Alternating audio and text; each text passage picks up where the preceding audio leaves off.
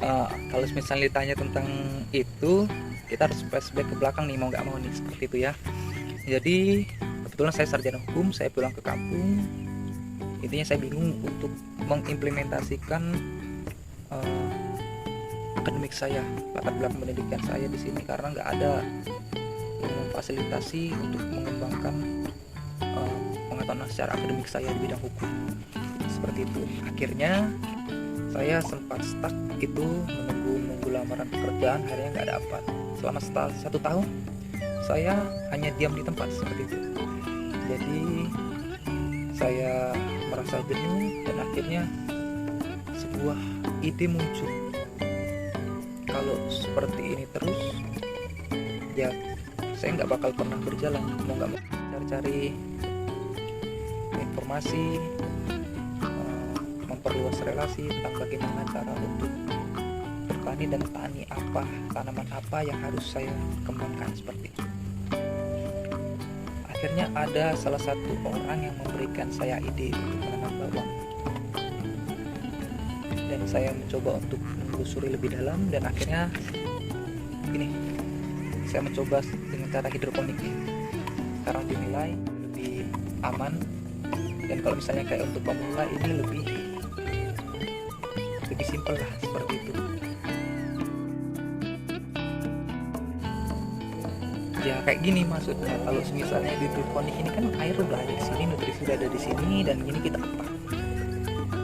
Kalau misalnya di tanah kan kita harus pengolahan lahan seperti itu. Setelah pengolahan lahan, kita pemupukannya itu, setelah pemupukan hama, penyakit seperti itu kan lebih banyak tantangan sepertinya di media tanam tanah.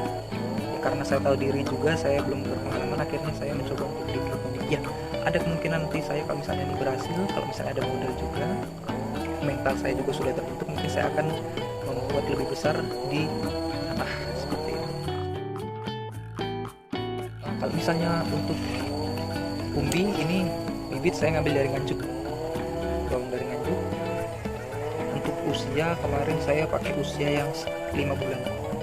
Usia 5 bulan itu udah bagus untuk ditanam, udah tergolong sangat bagus lah kalau menurut saya. Kalau untuk perawatan ya seperti dibilang tadi, kalau misalnya hidroponik ini kan kita pakai atap, ini sudah kita jaring, jadi kalau dari hama itu terkendali, kalau misalnya curah hujan tinggi juga masih bisa kita kendalikan. Kalau misalnya kayak penyakit jamur segala macamnya ya masih bisa dikendalikan, karena seperti ini, jamur atau penyakit tanaman lainnya itu kan bisa dikarenakan dipengaruhi oleh nutrisi dengan air.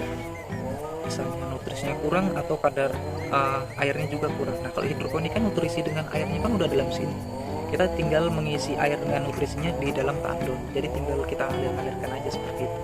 Jadi kalau misalnya untuk penyakit saya rasa untuk selama ini masih aman sih. Ya kemungkinan yang kalau misalnya banyak yang nggak jadi seperti ini nih, ini bisa lihat ini karena kemarin bibitnya sudah mendekati busuk saya tanam. Dan ini informasi juga bagi teman-teman, kalau misalnya mau nanam, pilihlah bibit yang masih sehat, segar bugar, jangan yang sudah mendekati busuk banyak itu, nanti jadinya seperti itu. Karena saya masih mencoba pupuk baru, mungkin nanti hasilnya saya kurang tahu nih, nanti hasilnya sama dengan yang kemarin atau enggak, seperti itu.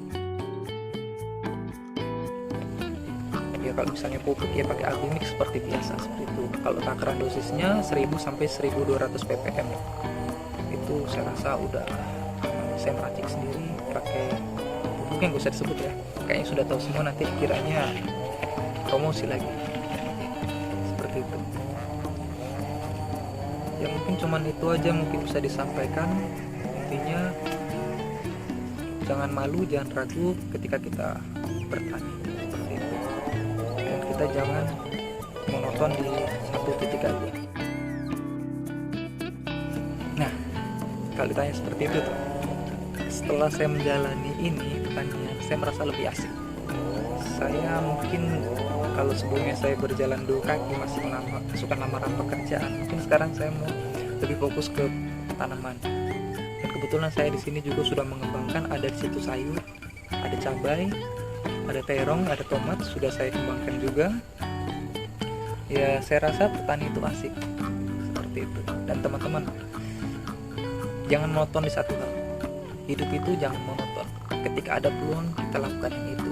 Jangan memaksakan peluang yang tidak mungkin kita dapat. Boleh kita berusaha, tapi kita juga harus pakai rasio, seperti itu. Intinya seperti itu.